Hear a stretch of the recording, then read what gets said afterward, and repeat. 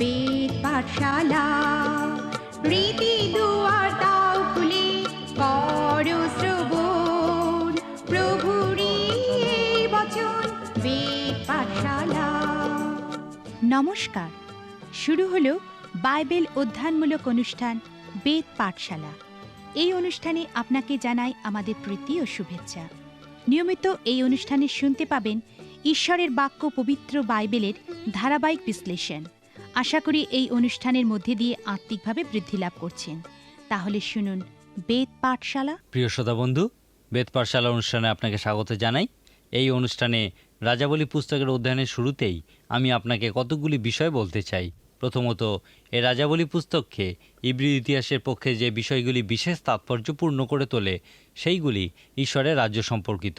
এখন ইহা নতুন নিয়মে বর্ণিত ঈশ্বরের রাজ্য নয়, ইহা হলো ইব্রিয় রাজ্য। এই রাজ্য সেই লোকেরা তখন পেয়েছিল যখন তারা ঈশ্বরকে তাদের রাজারূপে স্বীকার করতে অস্বীকার করেছিল। তারা আর অন্যান্য জাতির মতোই নিজেদের মধ্যে থেকে কাউকে রাজা করতে চেয়েছিল।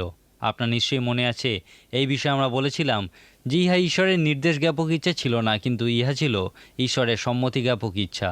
তাদের সেই মন্দ রাজাদের কারণে যে ভয়ানক ফল ভোগ করতে হয়েছিল, ঈশ্বর তার জন্য দায়ী ছিলেন না।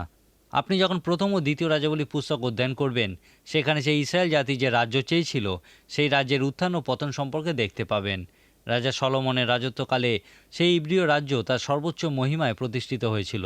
ঈশ্বর চেয়েছিলেন তিনি ইসরায়েল জাতির উপর কোনো ভাওবাদী বা পুরোহিতের মাধ্যমে রাজত্ব করবেন, কিন্তু সেই ইসরায়েল জাতি অন্যান্য জাতির ন্যায় তাদের উপরে একজন পার্থিব রাজা আকাঙ্ক্ষা করেছিল। তারা যা চেয়েছিল, ঈশ্বর তাদের সেই মনোবাঞ্ছা পূর্ণ করেছিলেন। তারা রাজা পেয়েছিল, কিন্তু তাদের রাজত্ব দীর্ঘস্থায়ী হয়নি। সেই রাজ্য ক্ষণস্থায়ী ছিল, কারণ তা ঈশ্বরের নির্দেশ জ্ঞাপক ইচ্ছা ছিল না। সেই জন্যেই আমরা দ্বিতীয় রাজাবলী 17 অধ্যায় 24 পদে ইব্রিয় রাজ্যের উত্তর ভাগের পতনের বিষয় দেখি। প্রথম রাজাবলী পুস্তকে আমরা এই রাজ্য কিভাবে দুই ভাগে ভাগ হয়েছিল সেই বিষয় দেখেছি, এবং দ্বিতীয় রাজাবলী পুস্তকে আমরা দেখি যে সেই উত্তর রাজ্য এবং দক্ষিণ রাজ্য ধ্বংস হয়েছে। দ্বিতীয় রাজাবলী পুস্তকের 17 অধ্যায় 22 পদে দেখি, জারবিয়াম যে সকল পাপ করিয়াছিলেন ইসরায়েল সন্তানগণ তা সেই সমস্ত পাপ পথে চলিত, সেই সকল হইতে ফিরিল না। শেষে সদাপ্রভু আপনার ভাওবাদীগণের দ্বারা যেরূপ বলিয়াছিলেন, তদনুসারে ইসরায়েল আপন দেশ হইতে অসুরের নিত হইল, অদ্যপি তারা সেই স্থানে আছে। ইহা সেই উত্তর রাজ্য যাকে ইসরায়েল বলা হতো, তার সম্পর্কে বলা হয়েছে। এই পুস্তকের 25 অধ্যায় 21 পদে আমরা দক্ষিণ রাজ্য যাকে জিহুদা বলা হতো সেই রাজ্যের ধ্বংসের বিষয়ে লেখা দেখতে পাই। বাবিল রাজ তাদিওকে আঘাত করিয়া বধ করিলেন, এইরূপে জিহুদা আপন দেশ হইতে বন্দী হইয়া নিত হইল। আপনি যদি খুবই সতর্কতার সঙ্গে এই দক্ষিণ রাজ্যের পতন এবং বন্দিত্বের বিষয়ে অধ্যয়ন করেন, তাহলে দেখবেন যে ইহা সাধারণভাবে লোকে যেরকম চিন্তা করে সেই রকম সাধারণ কোনো ঘটনা নয়। বাবিল রাজ একদিনেই সেই জেরুসালেম শহর দখল করে তাদেরকে বন্দী করেননি।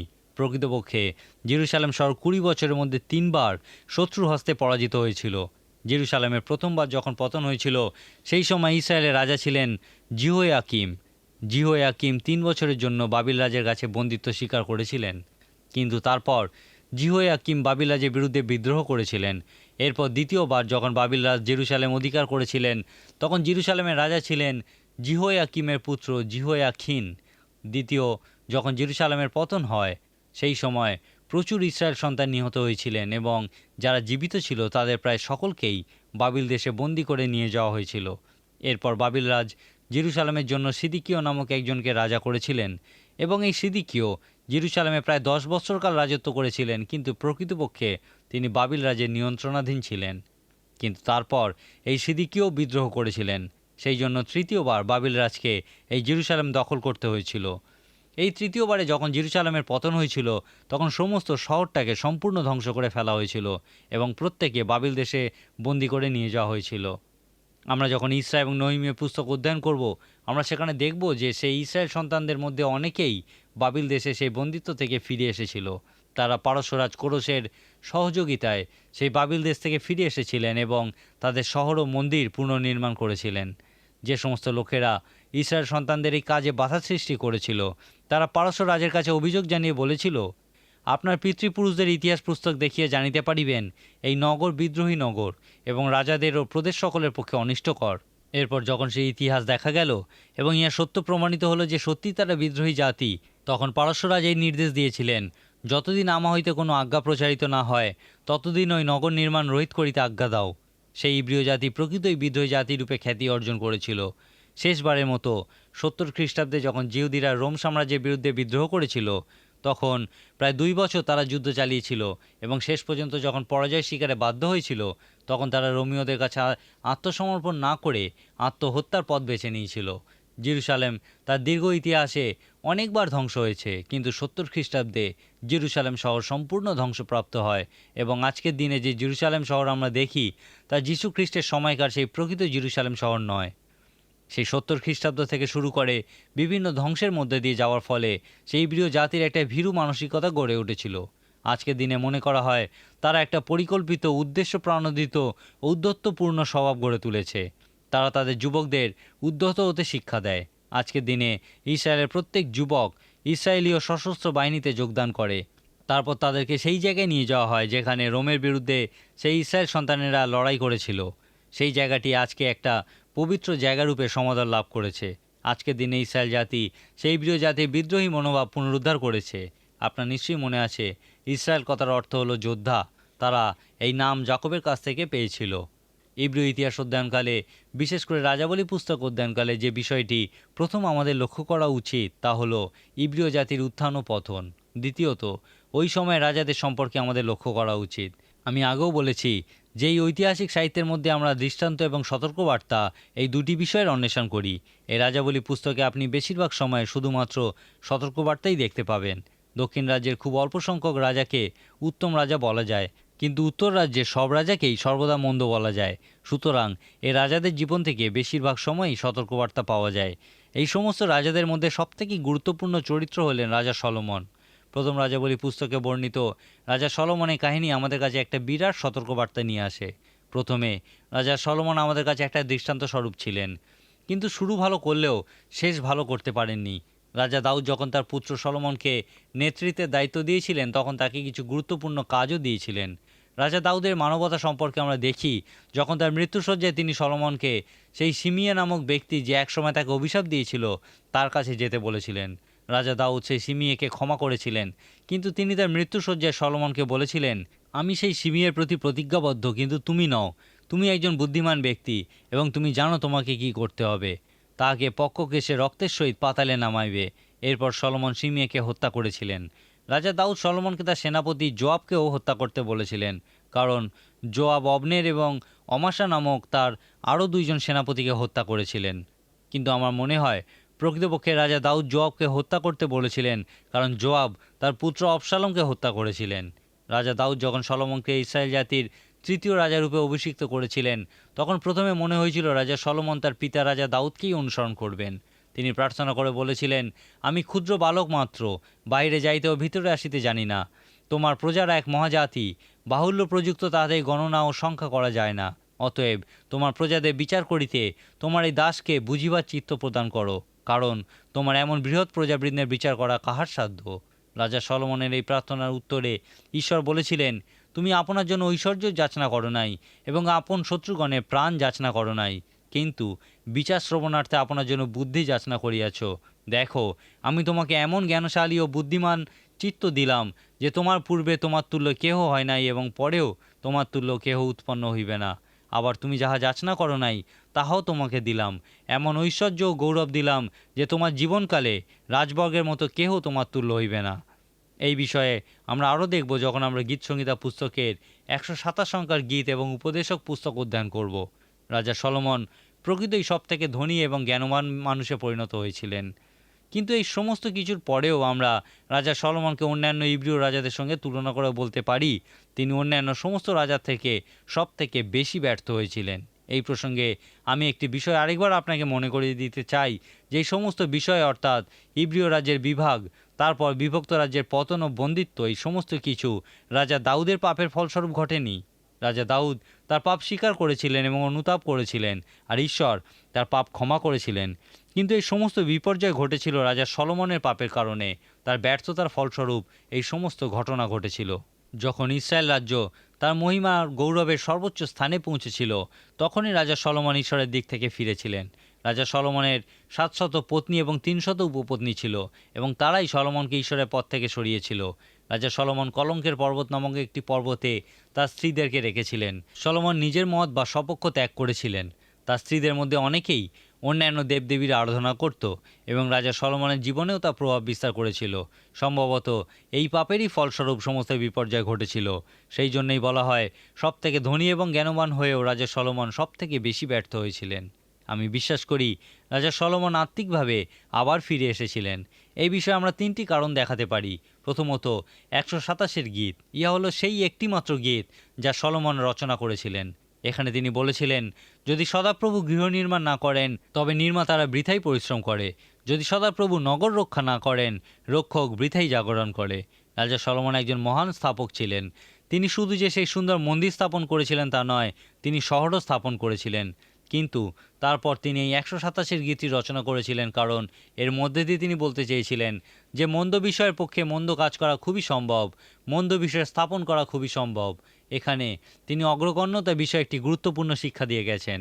তিনি বলেছেন, সবথেকে গুরুত্বপূর্ণ যে বিষয়টি আমরা স্থাপন করতে পারি তা হলো সন্তানের জীবন।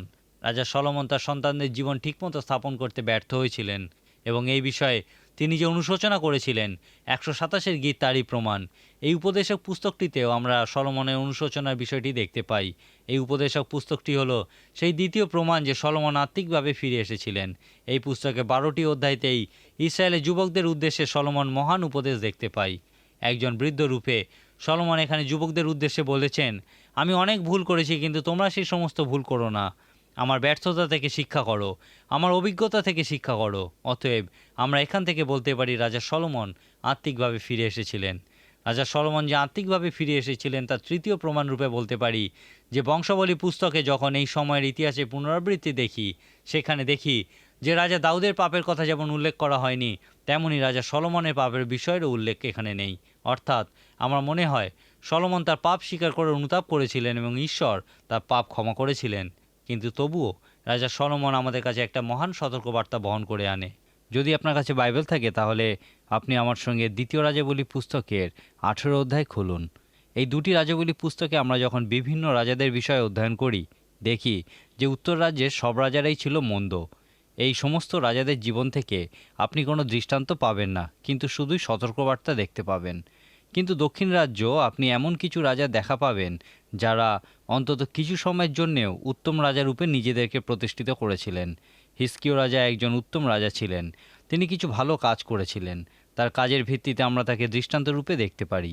লেখা আছে, তিনি উচ্চস্থলী সকল উচ্ছিন্ন করিলেন ও স্তম্ভ সকল ভগ্ন করিলেন, আর মসি যে পিত্তলময় সর্প নির্মাণ করিয়াছিলেন তা ভাঙিয়া ফেলিলেন। কেননা সেই সময় পর্যন্ত ইসরায়েল সন্তানগণ তাহার উদ্দেশ্যে ধূপ জ্বালাইত। তিনি ইসরায়েলের ঈশ্বর সদাপ্রভুতে নির্ভর করিতেন, আর তাহার পরে জিহুদার রাজগণের মধ্যে কেহ তাহার তুল্য হন নাই, তাহার পূর্বেও ছিল না। সদাপ্রভু মসিকে যে সকল আজ্ঞা দিয়েছিলেন সে সমস্ত পালন করিতেন, আর সদাপ্রভু তাহার সহবর্তী ছিলেন। হিজকিয় রাজার জীবনের অনেক কিছুই আমাদের কাছে দৃষ্টান্তস্বরূপ। তার জীবন থেকে আমরা কিছু সতর্কবার্তাও দেখতে পাই।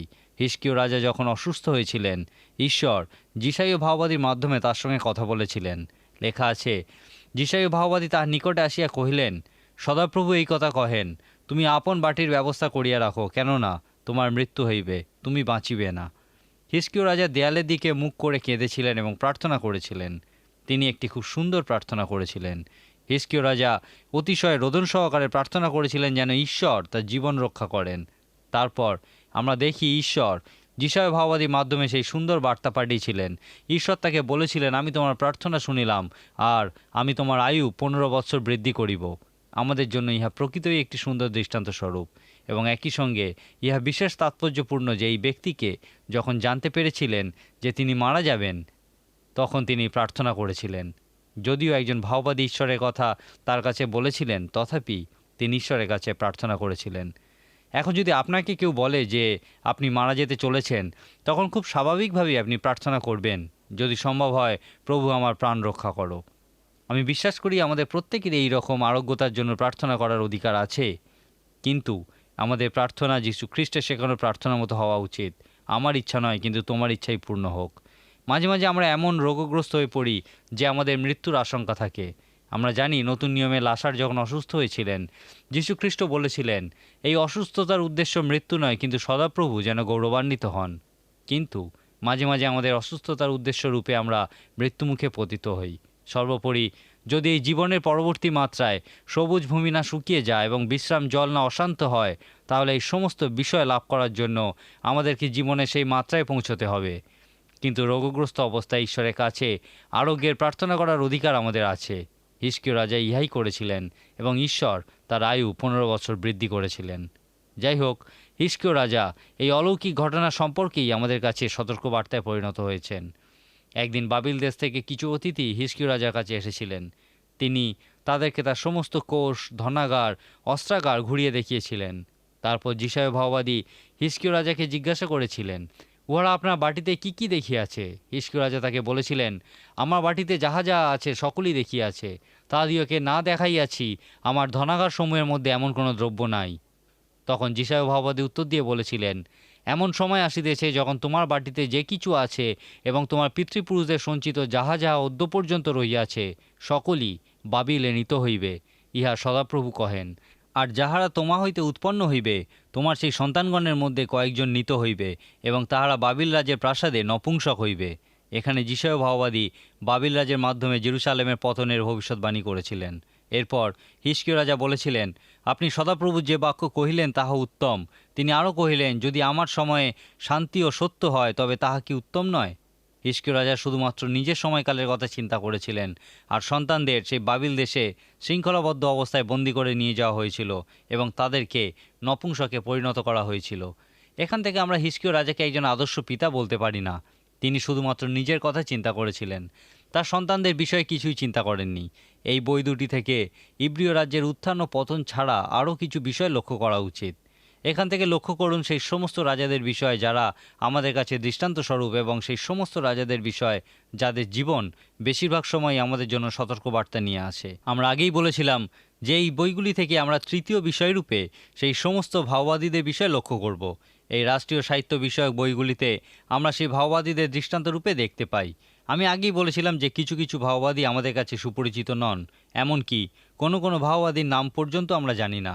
কিন্তু আমরা কিছু সুপরিচিত মহান ভাওবাদী সম্পর্কেও দেখতে পাই, যেমন প্রথম রাজাবলী পুস্তকে এলীয় ভাওবাদী এবং দ্বিতীয় রাজাবলী পুস্তকে ইলিশায় ভাওবাদী। দ্বিতীয় রাজাবলী পুস্তকে বর্ণিত অরাম রাজার সেনাপতি আরোগ্য লাভের জন্য ইলিশায় ভাওবাদীর কাছে আসার কাহিনী আমার খুবই ভালো লাগে। এই সময় অরামিয়ারা ইসরায়েলের উত্তর রাজ্য অধিকার করার প্রস্তুতি নিচ্ছিল। তাদের সেনাবাহিনী সেনাপতি, যার নাম ছিল নামান, একজন কুষ্ঠরোগী ছিলেন। সেই সময় একজন ইব্রীয় বালিকা, যে প্রকৃতপক্ষে অরামীয়দের বন্দি জীবনযাপন করছিল, নামানকে একজন ইসরায়েলীয় ভাওবাদী কথা বলেছিল, যিনি কুষ্ঠরোগ নিরাময় করতে পারতেন। তারপর নামান তার নিজের রথে চড়ে কিছু সংখ্যক সৈন্য সঙ্গে নিয়ে সেই ইলিশায় ভাওবাদীর কাছে পৌঁছেছিলেন। নামান ভেবেছিলেন ইলিশায় ভাওবাদী তাকে খুবই সম্মান করবেন, কারণ তিনি একজন অরামীয় সেনাপতি এবং ইলিশায় ভাওবাদী খুবই নাটকীয়তার সঙ্গে তার কুষ্ঠরোগ ভালো করবেন। কিন্তু নামানের প্রত্যাশা মতো ইলিশায় ভাওবাদী কাজ করেননি। এমনকি তিনি নামানকে স্বাগত জানাতে বাড়ির বাইরে পর্যন্ত বাড়াননি।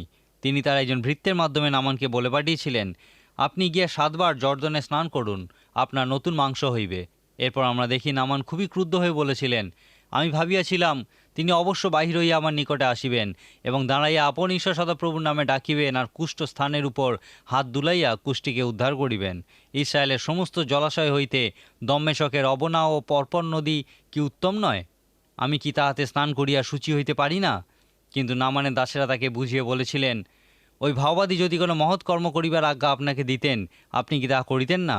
তবে স্নান করিয়া শুচি হউন, তাহার এই আজ্ঞাটে কি মানিবেন না? এরপর নামান এই বিষয়ে কিছুক্ষণ চিন্তা করে তার সিদ্ধান্ত পরিবর্তন করেছিলেন এবং সেই জর্দন নদীতে গিয়ে তাকে যা করতে বলা হয়েছিল সেই মতো 7 বার ডুব দিয়ে স্নান করেছিলেন। তারপর যখন তিনি জর্দন নদীর জল থেকে 7 বার এবার উঠে এসেছিলেন, তার কুষ্ঠ সম্পূর্ণ নিরাময় হয়েছিল। নামানের এই কাহিনীকে আমাদের জন্য আবেদনরূপে আমরা পরিত্রাণের সুসমাচারে একটি সুন্দর রূপক চিত্র বলতে পারি। এমন অনেক মানুষ আছেন যারা পরিত্রাণ লাভ করার জন্য যখন যীশু খ্রিস্টের কাছে আসেন, তখন কিভাবে তারা এই পরিত্রাণ লাভ করবেন সেই বিষয়ে একটা পূর্ব পরিকল্পনা তাদের মনে থাকে। অনেকেই আশা করেন তাদের পরিত্রাণ একটি ঈশ্বরতাত্ত্বিক বিষয়ের মাধ্যমে সম্পন্ন হবে। আবার অনেকে আছেন যারা সমস্ত বিষয় বিচার বুদ্ধি দ্বারা বুঝতে চান। তারা বিশ্বাস করেন পরিত্রাণ যদি কোনো জটিল বিষয় না হয় তাহলে তার কোনো গুরুত্ব নেই। পণ্ডিত সুলভ ব্যক্তিদের ক্ষেত্রে ইহা প্রায়শই সত্যরূপে প্রমাণিত হয়। তারা যখন পবিত্র সুসমাচারের সরলতা সহজভাব দেখেন, তখন তাদের মনে হয় ইহা এত বেশি সহজ সরল যে ইহার প্রতি তাদের বিশ্বাস জন্মানো খুবই কঠিন। তারা সম্ভবত বিশ্বাস করেন যে পরিত্রাণ শুধুমাত্র তাদেরই লাভ করা উচিত যাদের সমস্ত বিষয় বিচার বুদ্ধি দ্বারা বোঝার ক্ষমতা আছে। কোনো কোনো ক্ষেত্রে তারা ইহাও মনে করেন যে পরিত্রাণ শুধুমাত্র শিক্ষিত লোকেদেরই লাভ করা উচিত।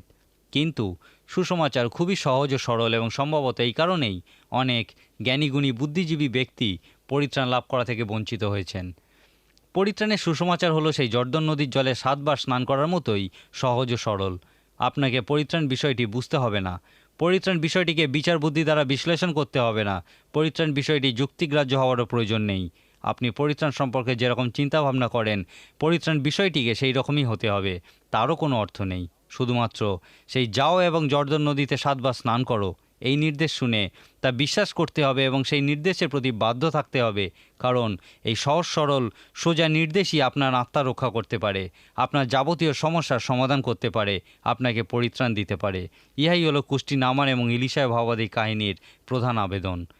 আসুন এখন আমরা আরেকবার সেই ভাওবাদীদের দিকে তাকাই এবং আরেকটি বিষয় লক্ষ্য করি। এই ভাওবাদীরা শুধুমাত্র সেই সমস্ত মানুষ ছিলেন না যাদের মধ্যে দিয়ে ঈশ্বর কথা বলেছিলেন। তারা যে শুধুমাত্র ঈশ্বরের বাক্যের পক্ষে দাঁড়িয়েছিলেন এবং তা উজ্জ্বল করেছিলেন তা নয়, কিন্তু তারা সেই সময় পর্যন্ত যে কোনো সমস্যায় উঠে দাঁড়িয়েছিলেন। এক অর্থে আমরা বলতে পারি, যেখানে কোনো সমস্যা নেই সেখানে কোনো ভাওবাদীও নেই। কিন্তু যখনই কোনো সমস্যার সৃষ্টি হয় সেখানে কোনো ভাওবাদীর আবির্ভাব ঘটে। এই বিষয়ে আমরা দেখতে পাবো যখন দেখব ঈশ্বরের কাজ বাধাপ্রাপ্ত হয়েছে। যখনই ঈশ্বরের কাজ বাধাপ্রাপ্ত হয়েছিল, ঈশ্বর কোনো ভাওবাদীকে তুলেছিলেন। সেই সময় সেই ভাওবাদী প্রচারের কেন্দ্রস্থলে সর্বদা সেই বাধার বিষয়টি থাকত, যতদিন পর্যন্ত না সেই বাধা দূর হয় এবং ঈশ্বরের কাজ মসৃণভাবে এগিয়ে চলে। তারপর লক্ষ্য করবেন যে যখন ঈশ্বরের কাজ মসৃণভাবে এগিয়ে চলতে চলতে আবার বাধাপ্রাপ্ত হয়, তখন ঈশ্বর অন্য আরেকজন ভাওবাদীকে তোলেন। এই সমস্ত ভাওবাদীর মূল কাজ হলো সমস্ত বাধার অপসারণ করে ঈশ্বরের কাজ মসৃণ গতিতে এগিয়ে নিয়ে যাওয়া। নতুন নিয়মে মণ্ডলী হলো ঈশ্বরের কাজ। ঈশ্বর তার মণ্ডলী গড়ে তুলছেন। যখনই সেই মণ্ডলী কোনো বাধাপ্রাপ্ত হয়েছে, ঈশ্বর কোনো সাধু ব্যক্তিকে তুলেছেন এবং তিনি তারপর সেই মণ্ডলীর উদ্দেশ্যে পত্র লিখেছেন। পুরাতন নিয়মে ঈশ্বর একজন ভাওবাদীকে তুলেছিলেন, তিনি একটি ভাওবাণী বিষয়ক বই লিখে রেখে গেছেন। একইভাবে নতুন নিয়মেও ঈশ্বর একজন সাধু ব্যক্তিকে তুলেছিলেন, যিনি কয়েকখানি পত্র লিখেছেন, যেগুলি সেই মণ্ডলীকে বলেছিল কিভাবে তারা সেই সমস্ত বাধা অতিক্রম করে ঈশ্বরের কাজ খুবই মসৃণভাবে এগিয়ে নিয়ে যেতে পারে। সংক্ষেপে আমি আরেকবার আপনাকে মনে করিয়ে দিই, যখন আপনি প্রথম ও দ্বিতীয় রাজাবলী পুস্তক অধ্যয়ন করবেন, তখন সেই ইব্রিয় রাজ্যের উত্থান ও পতনের বিষয় লক্ষ্য করুন। সেই রাজ্যের বিষয় থেকে আমরা আবেদন রূপে এই শিক্ষা লাভ করি যে আজকের দিনে ঈশ্বর তার মণ্ডলীরূপ পবিত্র জাতির সঙ্গে কি করতে চান। তারপর সেই রাজাদের বিষয় লক্ষ্য করুন। তাদের বেশিরভাগেরই জীবন আমাদের জন্য সতর্কবার্তা স্বরূপ এবং কয়েকজন রাজার জীবন আমাদের কাছে দৃষ্টান্ত স্বরূপ। তারপর আবার এই দুটি বই থেকে সেই ভাওবাদীদের বিষয়ে লক্ষ্য করুন। তারা আমাদের জন্য প্রকৃত সুন্দর দৃষ্টান্ত স্বরূপ। এদের মাধ্যমেই ঈশ্বর আমাদের সঙ্গে কথা বলেন। তাই তাদের জীবনযাপন এবং তারা কি বলছেন সেই দিকে বিশেষ লক্ষ্য রাখুন এবং তা আপনি পালন করুন। তারপর ঈশ্বর সেই নামানের কাহিনীর মধ্যে দিয়ে যে শুভ সংবাদ আমাদেরকে দিয়েছেন সেই বিষয়ে লক্ষ্য করুন। হয়তো তা খুবই সাধারণ, খুবই সহজ, খুবই সরল শুনতে লাগে, কিন্তু নামানের মতো তা বিশ্বাস করুন এবং আপনার আধ্যাত্মিক কুষ্ঠরোগ থেকে পরিত্রাণ লাভ করুন। যীশু খ্রিস্ট বলেন, আমাকে অনুসরণ করো, আমার উপরে বিশ্বাস রাখো। আপনি কি ইহা করেছেন? যদি না করে থাকেন তাহলে আজই করুন। আজকের মতো আমার সময় এখানেই শেষ। আশা করব আমাদের আগামী দিনের অনুষ্ঠানে আপনি অবশ্যই আমাদের সঙ্গে উপস্থিত থাকবেন। ঈশ্বর আপনার মঙ্গল করুন। প্রিয় শ্রোতা বন্ধু, বেদ পাঠশালা অনুষ্ঠানটি কেমন লাগলো? এবং আপনি যদি বিনামূল্যে বাইবেল অধ্যয়ন সহায়ক পুস্তিকা পেতে চান, তাহলে পত্রের মাধ্যমে, ইমেলে অথবা ফোনে আপনি আমাদের সাথে যোগাযোগ করতে পারেন। আমাদের ফোন নম্বর হল 24380045। ইমেলের জন্য লিখুন bengalivp@radiovv.org। শেষে জানাই আমাদের ঠিকানা, বেদ পাঠশালা, পোস্ট বক্স নম্বর 16925, কলকাতা 700034। আমাদের আরেকটি ঠিকানা হল বেদ পাঠশালা, জিপিও বক্স নাম্বার 87, শিলিগুড়ি 1। তাহলে আবার দেখা হবে। নমস্কার।